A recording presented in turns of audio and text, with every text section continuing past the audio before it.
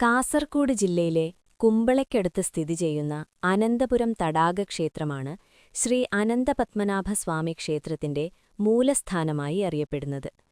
തിരുവനന്തപുരത്തെ പ്രശസ്തമായ ശ്രീ പത്മനാഭസ്വാമി ക്ഷേത്രത്തിലെ ഭഗവാന്റെ യഥാർത്ഥ വാസസ്ഥലം ഇതാണെന്നാണ് വിശ്വാസം.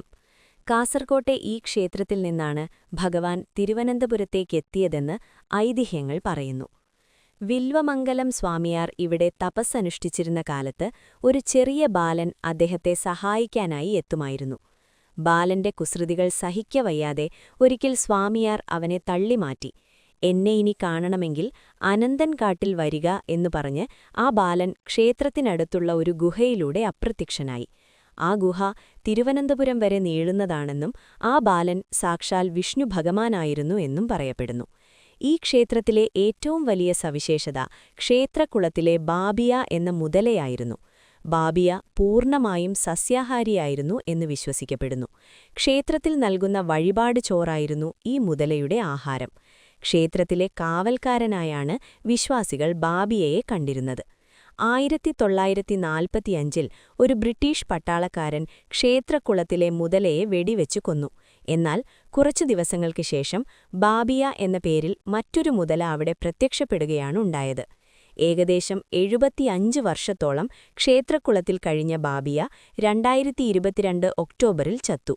എന്നാൽ 2023ഓടെ പുതിയൊരു മുതലയെ വീണ്ടും ക്ഷേത്രക്കുളത്തിൽ കണ്ടതായി റിപ്പോർട്ടുകളുണ്ട്.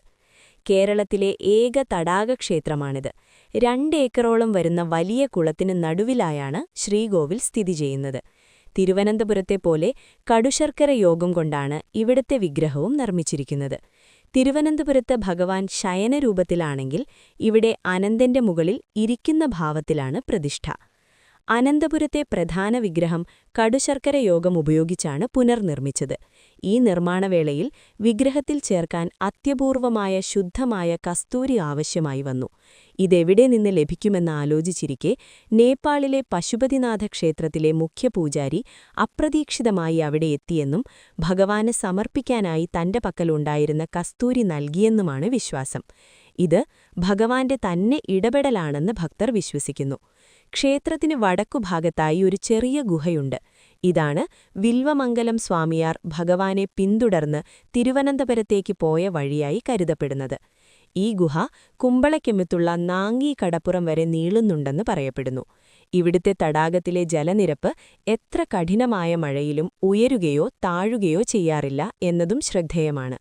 ശിലയിലോ ലോഹത്തിലോ അല്ലാതെ ഔഷധക്കൂട്ടുകൾ കൊണ്ട് നിർമ്മിച്ചതിനാൽ ഈ വിഗ്രഹത്തിന് മനുഷ്യശരീരത്തിന് തുല്യമായ ഊർജ്ജമുണ്ടെന്ന് വിശ്വസിക്കപ്പെടുന്നു.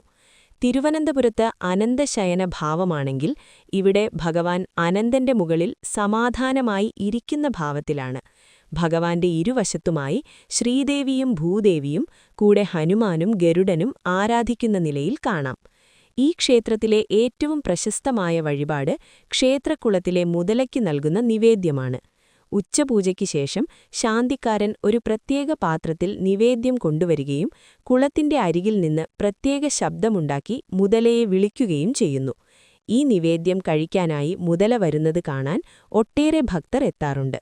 ഇത് ഭഗവാന്റെ പ്രസാദമായാണ് കണക്കാക്കുന്നത്. കാസർകോട് നഗരത്തിൽ നിന്ന് ഏകദേശം 12-14 കിലോമീറ്റർ അകലെയാണ് ഈ മനോഹരമായ ക്ഷേത്രം സ്ഥിതി ചെയ്യുന്നത്.